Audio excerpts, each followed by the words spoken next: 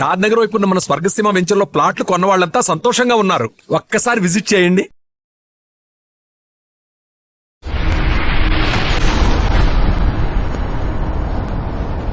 So మీ liberated అని అలా extreme థింకింగ్తో సొసైటీని ఇన్ఫ్లుయెన్స్ చేసే రామ్ గోపాల్ వర్మ గారు, ఒకవేళ సెక్స్ ఎడ్యుకేషన్ స్కూల్స్లో పెడితే ఎలా ఉండాలంటారు కరికులం? పిల్లలు ఎలా పుడతారు, ఏంటి సెక్స్లో ఏం జరుగుతుందని తెలుసుకుంటాం సెక్స్ ఎడ్యుకేషన్ కాదు. ఒక డిజైర్ అయితే ఏదైతే ఉందో దాని మూలాన వచ్చే ప్రాబ్లమ్స్, దాన్ని ఎందుకు కంట్రోల్ చేయాలి, ఏమి చేయాలి అని చెప్పడం అనేది ముఖ్య ఉద్దేశం. అయితే నా ఉద్దేశంలో సెక్స్ ఎడ్యుకేషన్ అంటే పాన్ ఫిల్మ్స్ చూపెట్టాలి.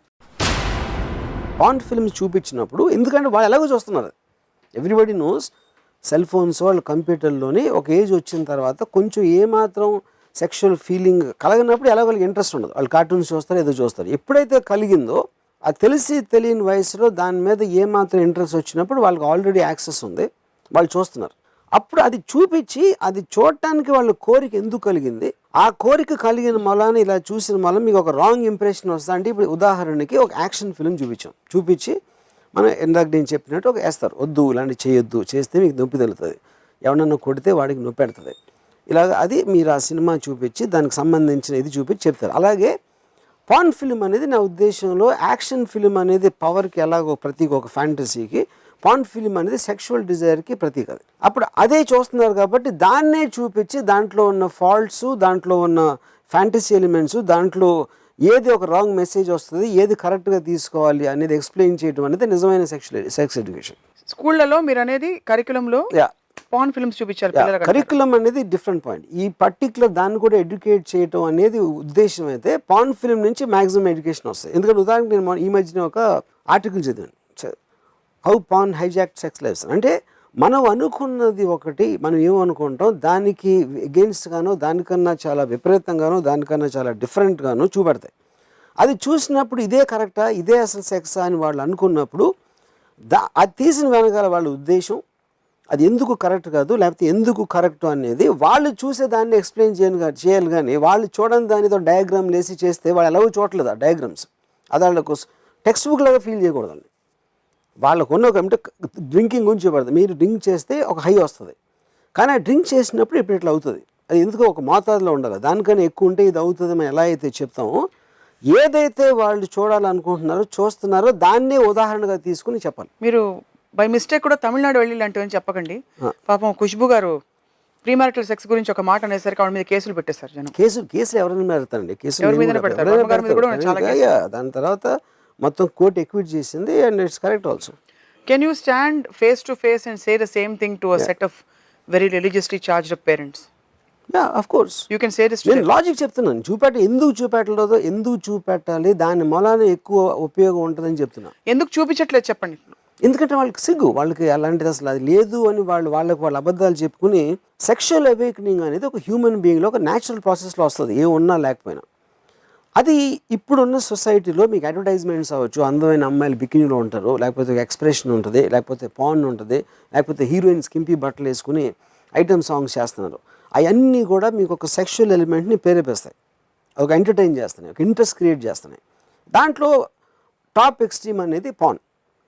అది అందరికీ అందుబాటులో ఉన్న దాన్ని బయట పెట్టి దాంట్లో ఉన్న బ్యాడ్ గుడ్ చెప్పాలి. కానీ అది లేదు, నా కొడుకు చూడలేదు, నా పిల్లలు తప్ప మిగతా వాళ్ళతో చూస్తారు అని అపోహలు ఉండటం అనేది చాలా మూర్ఖత్వం.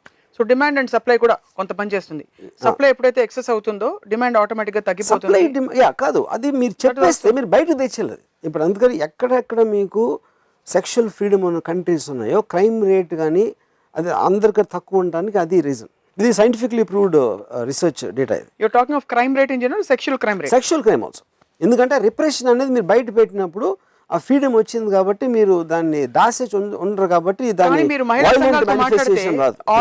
Organisations who fight against these rapes internet లో ఈ రోజు విచ్చలవిడిగా ఈ వెస్టర్న్ కల్చర్ వచ్చేసి పాకేసి దీనివల్ల టీవీలో బూతులు, సినిమాలో బూతులు ఇవే చూపిస్తున్నారు. అది వాళ్ళకి తెలియనితనం వలన. ఎందుకంటే వాళ్ళు ఎవ్వరూ కూడా నేను అనుకుంటా ఒక సైంటిఫిక్ రీసెర్చ్ అనేది ఎలా జరుగుతుంది అనేది వాళ్ళకి మీనింగ్ కూడా తెలియదు. వాళ్ళు చదివేంత వాళ్ళకి నాలెడ్జ్ ఉంటుంది అనుకోని నేను అనుకోను.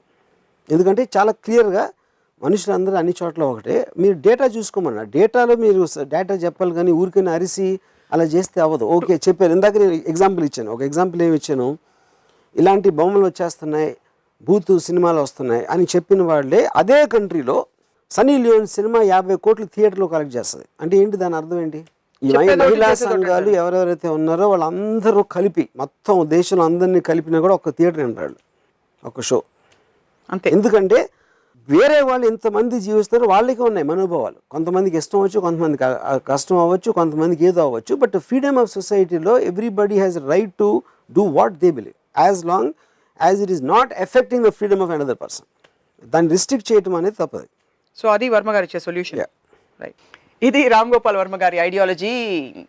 ఈరోజు వివాదాస్పద అంశం గురించి మాట్లాడడం కానీ దీని వెనకుండే ఉద్దేశం మాత్రం ఖచ్చితంగా ఒక ఐడియాలజీని, ఒక ఇజంని బయట పెట్టే ప్రయత్నం మాత్రమే. సో సమాజంలోని విలువల్ని కానీ మారల్స్ని కానీ ప్రశ్నించి, నా ఉద్దేశం మాత్రం సెక్స్ కన్నా బ్యూటిఫుల్ థింగ్ గాడ్ క్రియేట్ చేయలేదు అని చెప్పడం. మీ ఉద్దేశం అదే ఉండొచ్చు, నా ఉద్దేశం మాత్రం ఇదే. ఓకే, మా ఉద్దేశం చెప్పాం, వర్మ గారి ఉద్దేశం చెప్పారు. Stay tune to రామోయిజం. మీరు బై మిస్టేక్ కూడా తమిళనాడు వెళ్ళి లాంటివని చెప్పకండి.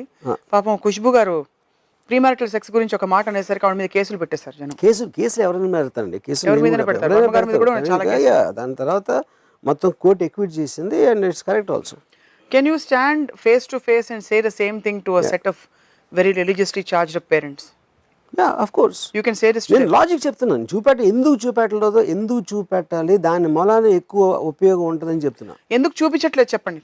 ఎందుకంటే వాళ్ళకి సిగ్గు, వాళ్ళకి అలాంటిది అసలు అది లేదు అని వాళ్ళ అబద్ధాలు చెప్పుకుని. సెక్షువల్ అవేకనింగ్ అనేది ఒక హ్యూమన్ బీయింగ్లో ఒక న్యాచురల్ ప్రాసెస్లో వస్తుంది, ఏ ఉన్నా లేకపోయినా. అది ఇప్పుడున్న సొసైటీలో మీకు అడ్వర్టైజ్మెంట్స్ అవ్వచ్చు, అందమైన అమ్మాయిలు బికినీలో ఉంటారు, లేకపోతే ఎక్స్ప్రెషన్ ఉంటుంది, లేకపోతే పాన్ ఉంటుంది, లేకపోతే హీరోయిన్స్ కింపి బట్టలు వేసుకుని ఐటమ్ సాంగ్స్ చేస్తున్నారు. అవన్నీ కూడా మీకు ఒక సెక్షువల్ ఎలిమెంట్ని ప్రేరేపిస్తాయి, ఒక ఎంటర్టైన్ చేస్తున్నాయి, ఒక ఇంట్రెస్ట్ క్రియేట్ చేస్తున్నాయి. దాంట్లో టాప్ ఎక్స్ట్రీమ్ అనేది పాన్. అది అందరికీ అందుబాటులో ఉంది. అందుబాటులో ఉన్న దాన్ని బయట పెట్టి దాంట్లో ఉన్న బ్యాడ్ గుడ్ చెప్పాలి, కానీ అది లేదు, నా కొడుకు చూడలేదు, నా పిల్లలు తప్ప మిగతా వాళ్ళతో చూస్తారు అని అపోహలు ఉండటం అనేది చాలా మూర్ఖత్వం. సో డిమాండ్ అండ్ సప్లై కూడా కొంత పని చేస్తుంది. సప్లై ఎప్పుడైతే ఎక్సెస్ అవుతుందో డిమాండ్ ఆటోమేటిక్గా తగ్గిపోతుంది. సప్లై కాదు, అది మీరు చెప్పేస్తే మీరు బయటకు తెచ్చేలేదు. ఇప్పుడు అందుకని ఎక్కడెక్కడ మీకు సెక్షువల్ ఫ్రీడమ్ ఉన్న కంట్రీస్ ఉన్నాయో క్రైమ్ రేట్ కానీ అది అందరికీ తక్కువ ఉండడానికి అది రీజన్. ఇది సైంటిఫిక్లీ ప్రూవ్డ్ రిసెర్చ్ డేటా. ఇది you're talking of crime rate in general, sexual crime also. ఎందుకంటే రిప్రెషన్ అనేది మీరు బయట పెట్టినప్పుడు ఆ ఫ్రీడమ్ వచ్చింది కాబట్టి మీరు దాన్ని దాసేసి ఉండరు కాబట్టి దాన్ని organisations who fight against these rapes. Internet లో ఈ రోజు విచ్చలవిడిగా ఈ వెస్టర్న్ కల్చర్ వచ్చేసి పాకేసి దీని వల్ల టీవీలో బూతులు, సినిమాలో బూతులు ఇవే అది వాళ్ళకి తెలియని తనం మళ్ళా.